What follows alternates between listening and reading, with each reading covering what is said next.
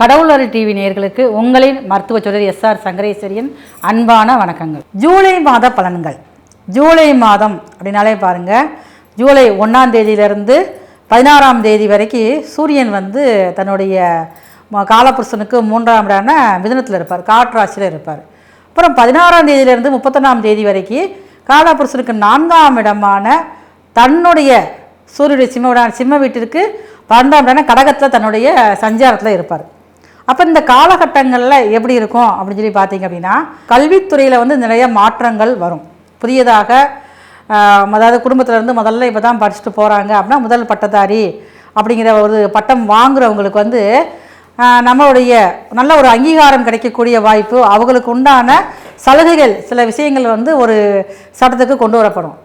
அதே மாதிரி பாருங்கள், விவசாயம் சார்ந்த விஷயங்களில் இந்த நேரங்களில் தான் எந்த பயிர் செஞ்சால் நல்லாயிருக்கும் அப்படிங்கிறத ஆடிப்பட்டம் தேடி விதை அப்படிங்கிற ஒரு பழமொழி இருக்குது. அப்போ இது இந்த ஜூலை மாதம் 16ஆம் தேதிக்கு அப்புறம் ஆடி மாதம் தொடக்கத்தில் இருக்கிறதுனால உங்களுக்கு விவசாயம் சார்ந்த முடிவுகள் எடுக்கிறது, விவசாயம் சார்ந்த விஷயங்களில் புதிய புரட்சியில் ஏற்படுறதுக்கும் இந்த ஜூலை மாதத்தில் வாய்ப்பு அதிகமாக இருக்குது. அப்போ இந்த ஜூலை மாதத்தில் தான் பாருங்கள், நிறைய ஆன்மீக யாத்திரைகள், ஆன்மீக வழிபாடுகள் இதெல்லாம் செல்றதுக்கு வாய்ப்பு ரொம்ப அதிகமாகவே பொதுவாகவே இருக்கும்.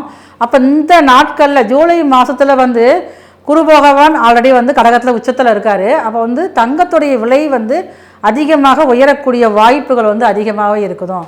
அதே மாதிரி பாருங்கள், விவசாயிகள் கடன் வாங்கி அதை கட்ட முடியாத சூழல் உருவாகிறதுக்கும் வாய்ப்பு அதிகமாக இருக்குது. இந்த ஜூலை மாதம் முழுவதுமே மழை அதிக அளவில் ஒரு தேவையில்லாத இடத்துல அதிக அளவு பெய்யக்கூடியதாக இருக்கும். பாருங்கள், தேவை இருக்கிற இடத்துல அதிகமாக மழை இல்லாமல் ஒரு வறட்சியை கொடுக்கக்கூடியதாக இந்த ஜூலை மாதம் முழுவதுமே இருக்கும். அப்போ இந்த ஜூலை மாதம் ஆரம்பமே பார்த்திங்கன்னா உங்களுக்கு லக்னம் மீன லக்கணத்தில் தான் உதயமாகுது. ஜூலை மாதமே ஆரம்பமாகுது. அன்றைக்கு நட்சத்திரம் பார்த்திங்கன்னா பூர்வ நட்சத்திரம் தனுசு ராசியில் தான் உதயமாகுது. அப்போ ஆல்ரெடி பாருங்கள், மீனத்தில் சனி பகவான் இருக்கார். அப்போ சனி பகவானுடைய பார்வையானது சூரியன் மிதுனத்தில் விழுகுது. அப்போ இதனால் பாருங்களேன், நாட்டு மக்களுக்கும் ஒரு அரசியலில் இருக்கக்கூடிய அமைப்பில் இருக்கிறவங்களுக்கும் பாருங்கள், ஒரு நல்ல ஒரு சமரசமான ஒரு போக்குவரத்து ஒரு நிலவக்கூடிய வாய்ப்புகள் ரொம்ப அதிகமாக இருக்குது. இந்த ஜூலை மாதம் முழுவதும் மேசம் முதல் மீனம் வரைக்கும் ஒவ்வொருத்தருக்கும் நடக்கக்கூடிய நல்ல பலன்கள். எந்த விஷயத்தில் நீங்கள் கவனமாக இருக்கணும். இப்போ இந்த ஒருத்தவங்க அரசாங்கத்துக்கு உத்தியோகத்துக்காண்டி எக்ஸாம் எழுத நினைப்பாங்க, அது எழுதலாமா இல்லை தள்ளி போடலாமா, எப்போ செஞ்சால் எந்த காரியம் வெற்றியாகும், இப்போ அசையும் சொத்துக்கள் வாங்கலாமா இல்லை அசையா சொத்துக்கள் வாங்கலாமா அப்படிங்கிற விஷயங்களை ஒவ்வொரு வீடியோவில் பார்க்க போகிறோம். அன்பான கடகராசி நேயர்களே, ஜூலை மாதம், இந்த ஜூலை மாதத்தில் ஆரம்பத்தில் பார்த்தீங்கன்னா உங்கள் ராசிக்கு 2ஆம் அதிபதி 12ஆம் வீட்டில் வேறே ஸ்தானத்தில் இருக்கார். இது எப்படி அப்படின்னு கேட்டிங்கன்னா, உங்களுக்கே பாருங்கள், ஒரு அரசாங்க வேலைக்காக நீங்கள் ஒரு டைம் செலவழிக்க வேண்டிய வரும், ஒரு பணம் செலவழிக்க வேண்டிய சூழல்கள் உருவாகும். அரசாங்கத்தால் நீங்கள் ஒரு ஆதாயத்தை நீங்கள் எதிர்பார்த்தீங்க அப்படின்னா அதற்காக சிறிதளவு நீங்கள் பணம் செலவழிக்க வேண்டும், வேறு ஒன்றும் வேண்டாம். இப்போ உங்களுக்கு ஒரு வீடு கட்டணும், அப்போ நம்ம அரசாங்கம் மூலமாக அந்த சலுகையில் நம்ம எதிர்பார்க்குறோம் அப்படின்னம்னா அதற்கு சிலதாக பணம் செலவழித்து அதன் மூலமாக அவங்களுக்கு அந்த ஆதாயத்தை அனுபவிக்கக்கூடிய அளவில் இருக்குது. அதே அமைப்பு பாருங்கள், ஜூலை மாதம் 16ஆம் தேதிக்கு அப்புறம் அந்த முயற்சி எடுத்தீங்க அப்படின்னா அந்த பணம் செலவாகாது. ஏன்னா அவர் உங்கள் ராசியில் ஜூலை 16க்கு அப்புறம் கடகராசியில் உட்காந்துடுறாரு. அப்போ இந்த மாதிரி சின்ன சின்ன விஷயங்கள் நீங்கள் செய்கிறப்ப அப்போ எந்த நாளில் நம்ம ஆரம்பிக்கலாம், எதில் நம்ம செய்யலாம் அப்படிங்கிறப்ப ஜூலை 1லேருந்து 16 வரைக்கும் தள்ளி போட்டுருங்க அரசாங்க காரியங்களை. இப்போ வேறு ஒன்றும் இல்லை, சின்னதாக ஒரு கையெழுத்து வாங்கினா கூட நமக்கு ஒரு செலவாகும்ல, அதை விட்டுருங்க. நீங்கள் விட்டுட்டு நீங்கள் அதுக்கப்புறம் ஜூலை 16க்கு அப்புறம் அதுக்கு முயற்சி எடுத்திங்கன்னா வெற்றிகரமானதாக அமையும். அப்போ இந்த கடகராசியில் பிறந்த உங்களுக்கு இந்த மாதம் ஆரம்பிக்கிறதே பாருங்கள், சூரியன் இந்த மாதம் ஆரம்பிக்கிறதே பாருங்கள் புதன் வியாழன் சுக்கிரன் இருக்கார். அப்போ இவங்களுடைய அமைப்பு சஞ்சாரமானது குருவ அமர்வும் பாருங்கள் உங்கள் ராசியில் தான் இருக்குது. அப்போ இதனால் பாருங்கள், அவங்க எதிரிகளுடைய வலு கொஞ்சம் குறையும். இது வரைக்கும் யார் உங்களை எதிரிகள் நினச்சாங்களோ அவங்களுடைய வலு குறைஞ்சி உங்களுக்கு சாதகமாக மாறக்கூடிய அமைப்புகள் இருக்குது. எதிரிகளும் பாருங்கள் நல்லவர்களாக மாறுவாங்க உங்களுடைய ராசிப்படி. அதே மாதிரி வீடு கட்டக்கூடிய அமைப்புகள் இந்த மாதத்தில் ஜூலை மாதம் 16ஆம் தேதிக்கு அப்புறம் இருக்குது. அதுவும் கூட சிறிதளவாவது நீங்கள் கடன் வாங்கி தான் நீங்கள் வந்து வீடு கட்டுவீங்க. இந்த மாதிரி அமைப்புகள் இருக்கிறதுனால கொஞ்சமாவது நீங்கள் வந்து கடன் வாங்கணும். அதுவும் கூட அரசாங்கத்தில் தான் நீங்கள் வந்து லோன் வாங்குறது அப்படிங்கிறது இந்த காலகட்டங்களில் கொஞ்சம் தவிர்க்க வேண்டியதாக இருக்குது.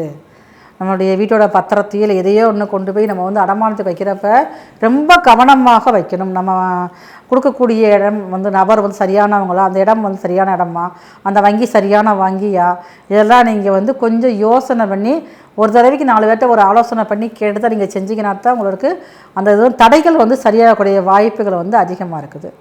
மேலும் பாருங்கள், இந்த ஜூலை மாதம் ஆரம்பிக்கிறப்பயே வந்து உங்களுடைய ராசிநாதன் வந்து ஆரம்பத்தில் வந்து 6ஆம் இடத்துல இருக்கார் உங்கள் ராசிக்கு. அப்போ 6ஆம் இடத்துல இருக்கிறப்ப வந்து ஒரு இடத்துல வேலை பார்த்துக்கிட்டு இருக்கேன் நான், நீங்கள் அரசாங்க வேலை பார்த்தாலும் சரி தனியார் பார்த்தாலும் சரி தான் அந்த வேலையில் இருந்த நாட்டங்கள் குறைய ஆரம்பிக்கும். நான் சொந்தமாக தொழில் பார்க்கலான்னு நினைக்கிறேன். எனக்கு ரொம்ப நாளாக ஒரு ஆசை, நான் வேலை பார்க்கணும், தொழில் பார்க்கணும், வேலை பார்க்க எனக்கு பிடிக்கவே மாட்டேங்குது அப்படின்னு சொல்லி ஒரு எண்ணம் இருந்துக்கிட்டே இருக்கும் பார்த்தீங்களா. அதற்கு இப்போ இந்த மாதம் இந்த நாட்கள் சரியானதாக உங்களுக்கு வந்து இருக்கும்.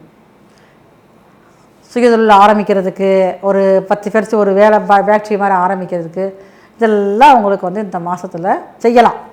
ஆனால் அதற்கு முன்னாடி உங்களுடைய சுய சாதகத்தை செக் பண்ணிக்கிறணும்.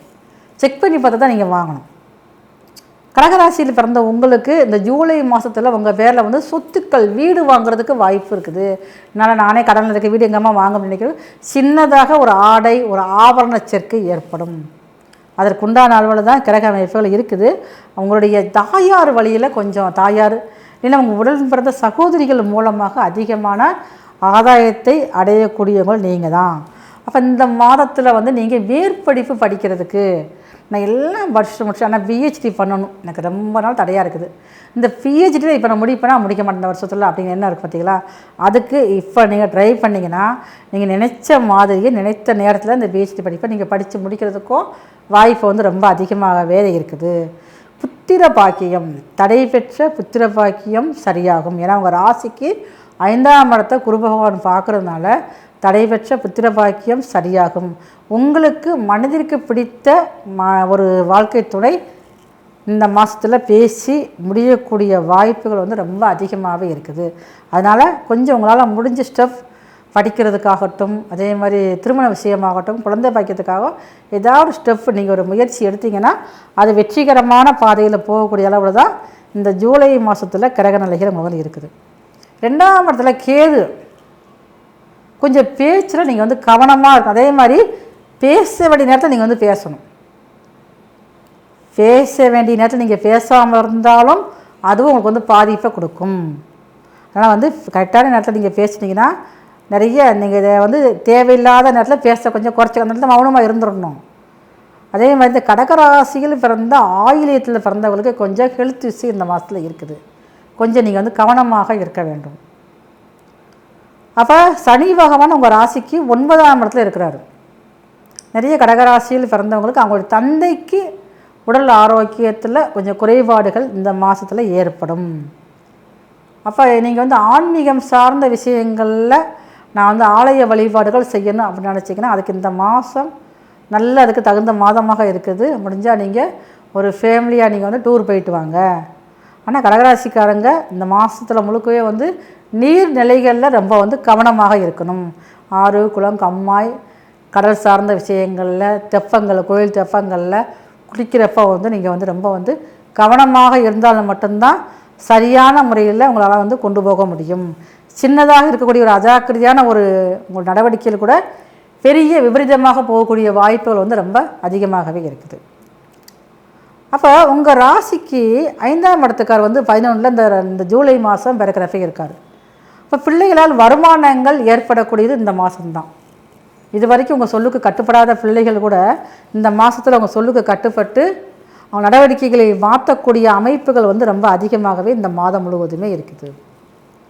உங்களால் முடிந்தவரை இந்த மாதத்தில் வந்து புதன்கிழமை உங்கள் ஊரில் இருக்கக்கூடிய பெருமாள் கோவிலில் உள்ள பெருமாள் வந்து எந்த பேரில் இருந்தாலும், அதாவது வந்து உங்களுக்கு பாலாஜியாக இருந்தாலும் சரி, வெங்கடாஜலபதியாக இருந்தாலும் சரி தான், இல்லை பெருமாள் நாராயணா இருந்தாலும் பெருமாள் தான், பெருமாள் கோவிலில் போய் நீங்கள் பெருமாளை வந்து 5 முறை நீங்கள் வந்து அடிப்பிரதட்சணம் செய்யணும்.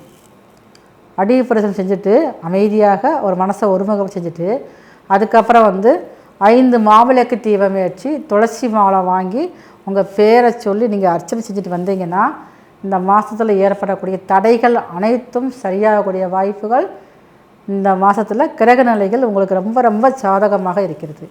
நன்றி, வணக்கம். மீண்டும் அடுத்த பதிவில் சந்திப்போம்.